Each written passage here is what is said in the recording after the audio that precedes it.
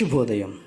Global బెతేనియా Calvary ministry తరపున ఈ ఉదయకాల సమయంలో దేవుని పరిశుద్ధమైన లేఖనముల ద్వారా మరొక మాటను చదువుకొని దినాన్ని ప్రారంభించుకుందాం.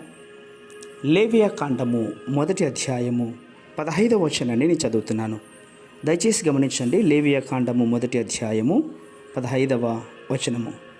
యాజకుడు బలిపీఠము దగ్గరకు దాన్ని తీసుకువచ్చి దాని తలను త్రుంచి బలిపీఠం మీద దాన్ని దహింపవలేను, దాని రక్తమును బలిపీఠము ప్రక్క పిండవలేను. దేవునికి స్తోత్రం కలుగునుగాక.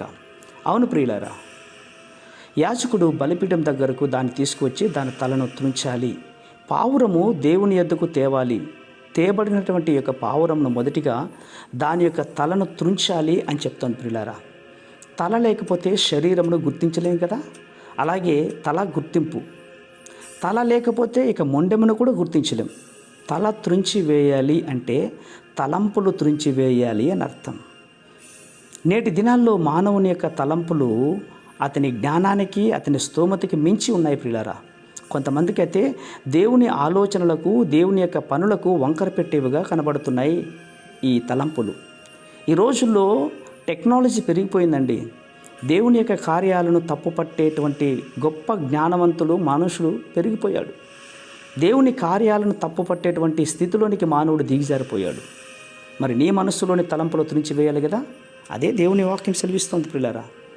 ఒకానొక రోజు ఒక వ్యక్తి ఈ ఎండాకాలంలో జ్ఞాని అనుకుని తనకు జ్ఞానవక్తిని అనుకుంటూ ఎవరు ఏం చెప్పినా కూడా మెచ్చుకునేవాడు కాదు, అది కరెక్ట్ అని ఒప్పుకునేవాడు కానే కాదు. ప్రియులారా, ఒకరోజు తను అరణ్య మార్గంలో ఎండవేళలో వెళ్తూ ఉంటే ఒక గొప్ప మేడి చెట్టు వచ్చింది. ఆ చెట్టు కింద వెళ్ళేసరికి అతనికి ఎంతో నిమ్మలం అనిపించింది.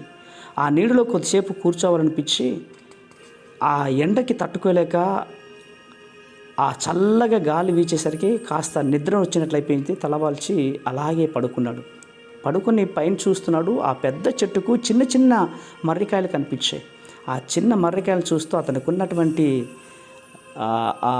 ఆలోచన ద్వారా తప్పుపట్టుతున్నాడు దేవుణ్ణి. ఏంటి, ఇంత పెద్ద చెట్టుకు చిన్న కాయలు ఉన్నాయి, కొన్ని అయితే చిన్న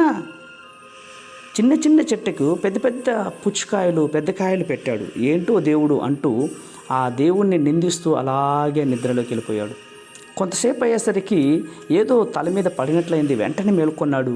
మేల్కొని పైకి చూసేసరికి ఆ పెద్ద చెట్టులో నుండి కొన్ని కాయలు తన నెత్తి మీద పడ్డాయి.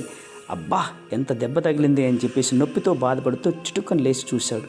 చూస్తే కాయ తన నెత్తికి తగిలింది. ప్రియులారా, అప్పుడు అనుకున్నాడట, అరే ఈ చిన్న కాయ నా తల మీద పడింది కాబట్టి బ్రతికిపోయాను. ఒకవేళ అదే పెద్ద కాయ పడి ఉంటే అయితే దేవుడే కరెక్ట్.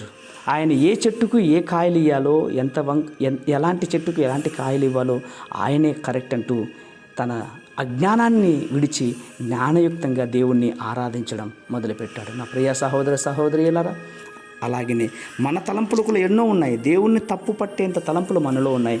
మార్చుకుందుముగాక. ప్రేమ నమ్మకమైన మా ప్రియ పరలోకపు తండ్రి, బలిపీఠము దగ్గర పావురము యొక్క తలను ఏ విధంగా త్రుంచారో మానవుని యొక్క తలంపులను కూడా త్రుంచి మీ జ్ఞానయుక్తమైన మనసులోనికి నడిపిస్తున్నందుకు స్తోత్రాలు అర్పించుకుంటూ చిన్న ప్రార్థనను మా రక్షకుడు యేసయ్య బట్టి అడిగి వేడుకను పొందించున్నాం మా తండ్రి. ఆమేన్, ఆమేన్, ఆమేన్.